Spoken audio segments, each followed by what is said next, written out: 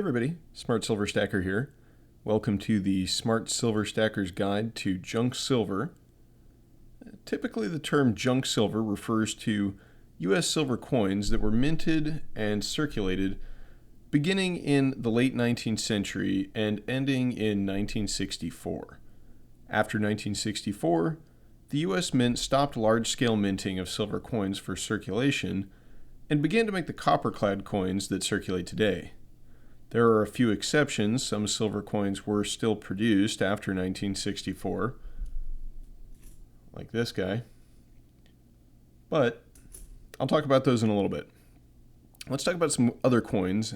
So starting with silver dollars, there are two types, the peace dollar and the Morgan dollar. These coins were produced from 1878 to 1935. They weren't minted every year during that period.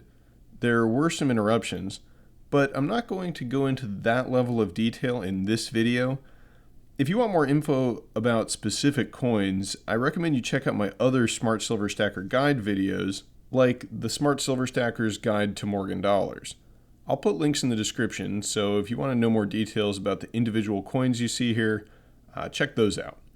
Anyway, back to silver dollars. Hundreds of millions of these silver dollar coins were minted, so most of them are quite common and can be considered junk silver. There are some exceptions. Rare date and uncirculated coins in excellent condition have a numismatic value for collectors that exceeds the value of their silver content. Smart silver stackers, however, will focus more on silver dollars like these. See? Dinged up, worn from circulation. This one's pretty dirty. Not sure what that's got on it. Looks like maybe it was glued to something at some point. It's got some kind of leftover adhesive. Coins like these can be found for a low premium to the spot price of silver, and they're a great addition to your stack. Now, Morgan and Peace dollars are 90% silver, 10% copper. And they use that alloy in all these junk silver coins because it makes them a little bit more durable for circulation. Each one of these silver dollars contains 0.7734 troy ounces of pure silver. So a quick way to determine the cost per troy ounce is to just take the price of an individual silver dollar and divide it by 0.7734. This will give you the price per ounce that you're paying. So for example, if this Peace dollar cost $20, you would just divide that by 0.7734 and you would see that the cost per troy ounce of silver comes out to $25.85 at that price.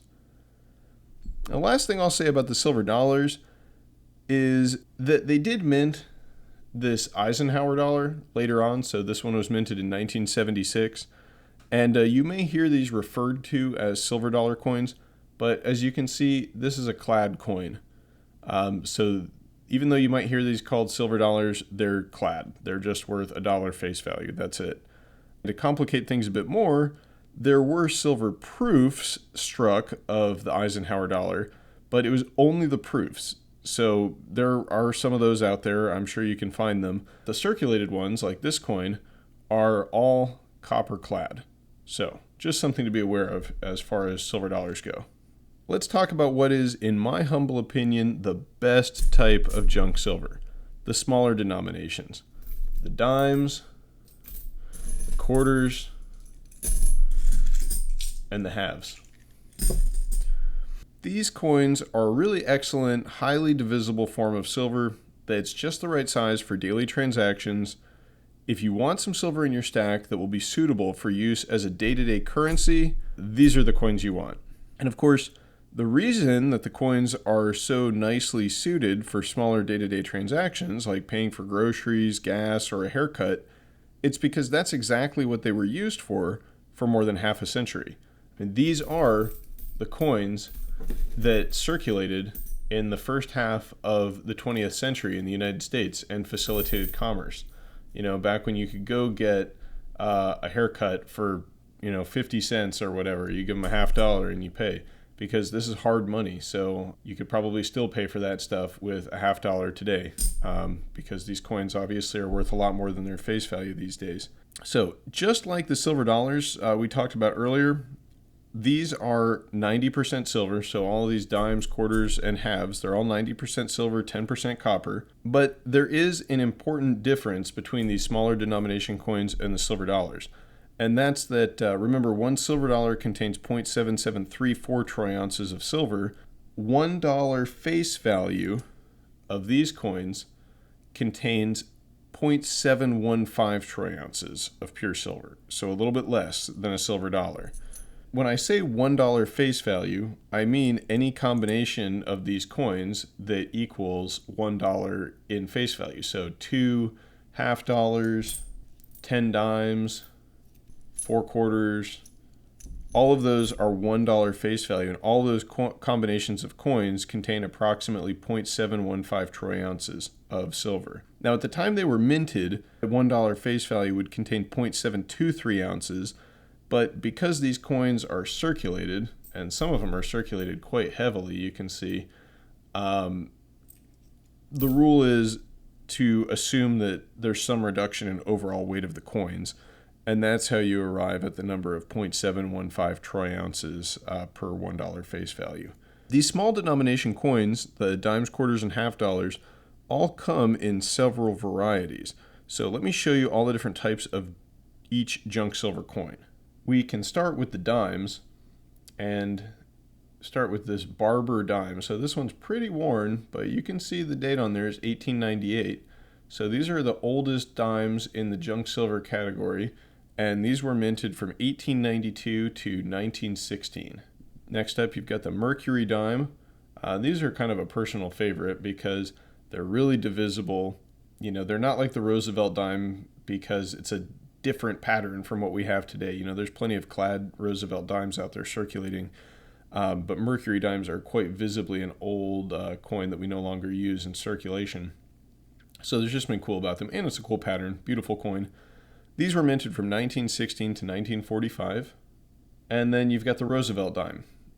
And from 1946 to 1964, these were struck in 90% silver, just like the other junk silver coins. It's the same Roosevelt dime pattern that we use today, but these are struck in silver.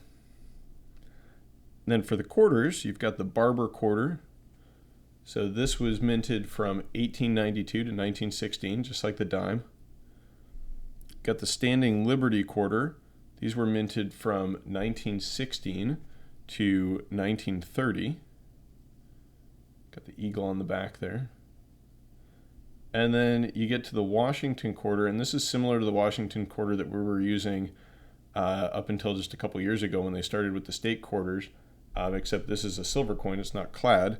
These were minted from 1932 to 1964.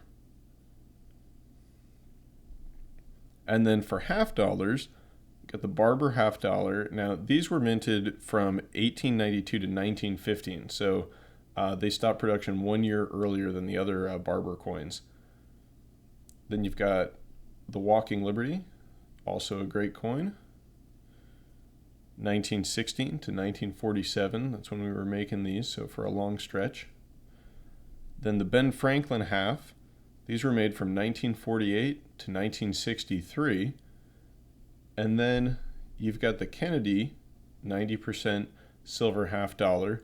This was only struck in 1 year, 1964. Now, there were these other Kennedy dollars, or half dollars rather. These were struck from 1965 to 1970, and these are 40% silver. So if you recall earlier, I mentioned that there were some exceptions to the 1964 rule, that some silver coins were still minted after that year. These are those. These are the exception. But these are a little different because they're 40% silver, 60% copper. So just kind of an oddball exception coin there. And that pretty much covers all the coins that make up your junk silver. There were also silver war nickels minted from 1942 to 1945. During those years, nickel was in high demand and scarce because of wartime industry in World War II. So they started making the nickels out of an alloy that was 35% silver. They look just like a regular Jefferson nickel, but with a slightly different hue. And I don't have one of those to show you. I don't really like to stack them because they're such a low purity coin. Similar to these 40% halves, I don't stack too many of these. I think this is all the 40% halves I own. I much prefer the 90% variety because you want a high purity coin. When you go to sell those back, if you ever need to sell them to a refiner or something like that, high purity coins are going to take precedence and they're going to be more valuable, and you won't have to take such a haircut on the premium as you would with something like a 40% half or a 35% war nickel. So now that we've covered all these different types of junk silver, let me go show you how I try to find the best price when I'm shopping for junk silver, and I try to make sure that I get the most ounces of silver for my money. Often when you're shopping for junk silver, the best prices you're going to find are going to be online and from some of the large bullion dealers. So I've got a couple of their pages pulled up here. We've got JM Bullion, SD Bullion, Gainesville Coins, and APMEX. And there are others, of course, but these are all companies I've purchased junk silver from in the past, and I've never had a bad experience with any of them. So they're just the ones I'm going to look at today. All of these companies have a page on their sites which are specifically dedicated to 90% junk silver. I'm looking at that right now on JM Bullion, and this is the best price they have right now for a $10 tube, $208.63 for these Franklin halves. And what's available is going to vary from dealer to dealer and from time to time. Sometimes you might find a good deal on Mercury dimes. Sometimes you find a good deal on silver Franklin halves. I'm not too picky about my junk silver. Like I said, I don't really like to do too much of the low purity stuff like the war nickels or the 40% halves. But other than that, whatever has the lowest premium and the coins are still in relatively decent shape, like they're not worn thin or worn completely smooth. On JM Bullion, you can get these $10 tubes of a 90% silver Franklin half dollars. If you pay with an e-check or a bank wire, so basically if you pay cash, it's $208.63. If you pay with crypto, there's a little bit of a premium increase, and if you want to pay with a credit card, you have to pay more. And that's pretty much the same on all of these sites. If you're going to purchase from these sites, it's best to pay with either a check or an e-check or a bank wire if you're making a large purchase. And the nice thing about the e-check is there's no fees attached to those. And most of these sites will offer free shipping with a certain order minimum as well. So you don't have to worry too much about shipping charges. But let's take a look and see what the prices are like at the other dealers. At SD Bullion, this is their 90% constitutional junk silver page. And the best deal they've got going on right now you can get a $100 face value bag for $19.44. If you want to buy in smaller increments to make it kind of a fair comparison to JM Bullion, we can look at their $10 rolls of junk silver coins, and they're still cheaper than JM Bullion. So here you can get a roll for $197.32. And then if you go over to Gainesville Coins, this is their junk silver page. It doesn't look like they have a $10 roll available, but you can get $1 face value for $19.78. So it's actually just a little bit higher than SD Bullion. So SD Bullion still has the better price, but you can buy in smaller increments here for just a slight increase in price. And then the last site, we'll go to APMEX, and it looks like they actually have the best price. You can get a $10 face value roll for $196.20 if you pay cash. So that's the best price at all these dealers. So it pays to just shop around. You want to make sure that you can get the most silver for your money. Now, I've got eBay pulled up here too, and this is a search that I'll put into eBay every now and then. It's a $10 face 90 silver. For some reason, that's the search term that really seems to pull up exactly what I'm looking for. And you'll see there are these listings from Coin Exchange, purchased from them in the past. There's another one, Bullion Exchanges, which frequently has good prices on junk silver. And then sometimes APMEX actually sells through their eBay store. They'll have sales on junk silver. So those are some of the places I like to shop around for junk silver online. It's all the same coins, so I just like to find a coin dealer that is reputable and has the lowest premium. In addition to buying online, if you have a local coin shop near you, you should drop by or give them a call and see what their prices are for junk silver. Also check to see what they are currently buying it back for. If they have decent prices and aren't too busy, it can be fun to make a purchase and chat up the local coin shop guys. A lot of them have been in the business for a long time, and some of them have some pretty good stories.